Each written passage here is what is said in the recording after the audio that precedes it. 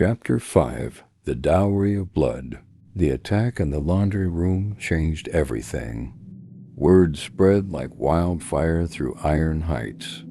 Inmates whispered about it on the tiers. Guards muttered about it in the break room. A lone officer taking on 4 armed cons to save the Dom? It became legend overnight. Some said Ricky Mike was either crazy or fearless. Others said he was marked by Grillo's enemies or by Grillo himself. The warden called him into his office 2 days later, his face pale and clammy. "Do you realize what you've done, Mike?" he asked, pacing behind his desk. "You think this is a fairy tale? You don't just save a man like Don Grillo without consequences." Ricky shrugged, trying to mask the turmoil roiling inside him. "I did my job. Nothing more. Don't play dumb. The man owes you. And when men like Grillo owe you, they pay in blood or gold." Ricky said nothing, but in the back of his mind, he knew the warden was right. The changes began subtly. One morning, Ricky returned to his crumbling apartment building to find the locks changed. The landlord, a squat man with nervous eyes, was waiting in the hallway. "You've been moved," he stammered, handing Ricky a key. "Your rent's covered." The address on the slip of paper wasn't just another building. It was a condo overlooking the river, sleek and polished, a place Ricky could never afford on his own. Inside, the fridge was stocked, the furniture new, the walls freshly painted. He stood in the living room, staring at the view of the city skyline, his old duffel bag at his feet. He hadn't signed a lease. He hadn't paid a cent, yet the place was his, and he knew exactly whose hand had arranged it. It didn't stop there. A week later, Ricky opened a plain envelope slipped under his door. Inside was a deed to a small car service company on the east side. Legitimate on paper, but everyone knew businesses like that were part of the Don's empire, cash flow and quiet power. Soon after, another envelope arrived, a bank statement showing an account in Ricky's name, flush with more zeros than he'd ever dreamed of seeing. At first, Ricky tried to protest.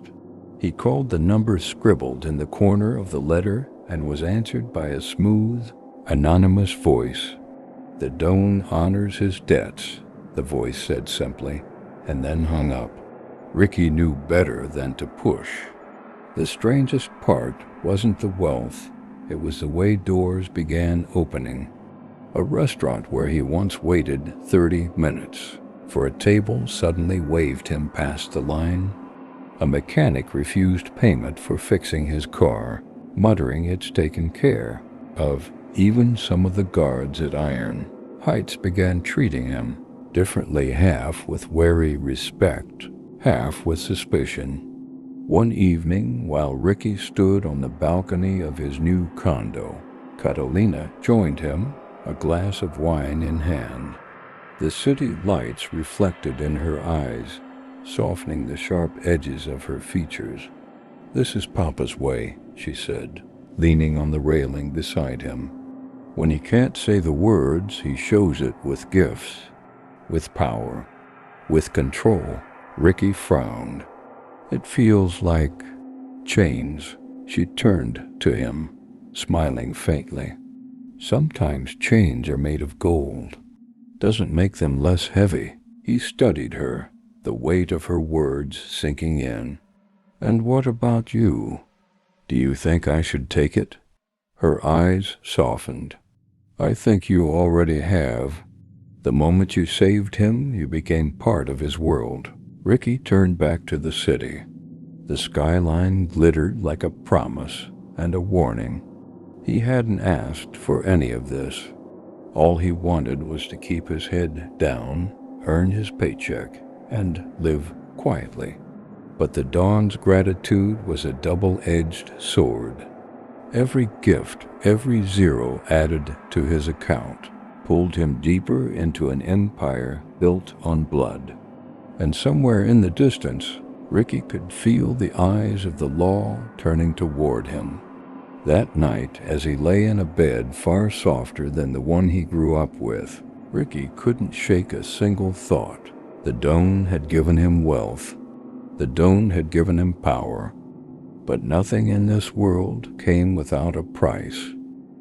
Chapter 6. The Rivals. Ricky adjusted the collar of his new jacket as he stepped out of the car service office. The business had his name on the deed, but he knew better. It was a Grillo front. The drivers nodded with respect.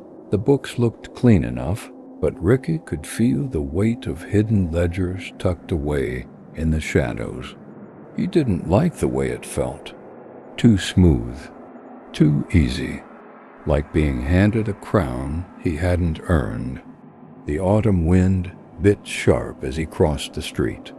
That's when a black Mercedes rolled up to the curb.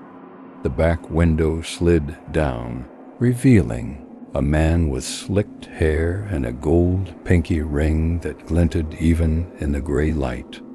Officer Mike, the man drawled, his accent thick with Italian lilt.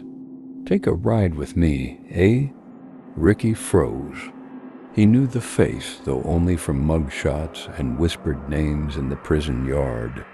Vincent Moretti, youngest son of Salvatore Moretti the rival, Don who'd been circling Grillo's empire for years like a vulture waiting for the king to die.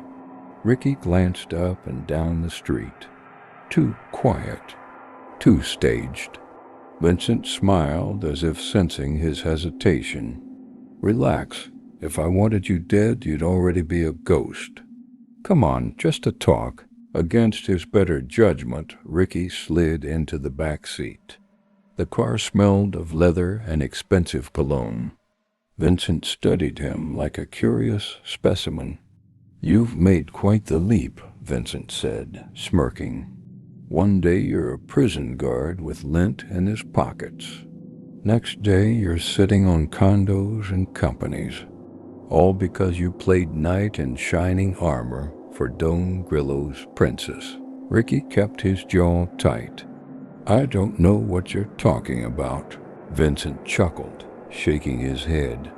"Don't insult me, Mike. Everyone knows you're Papa Grillo's golden boy now.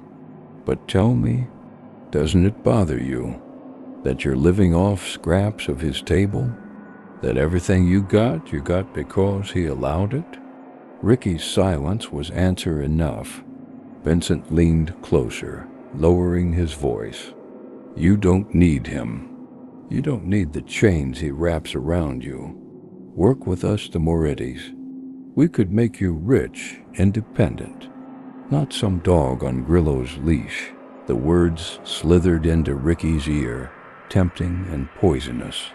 He thought of the warden's warning, of Katalyna's voice whispering about chains of gold. "What happens if I say no?"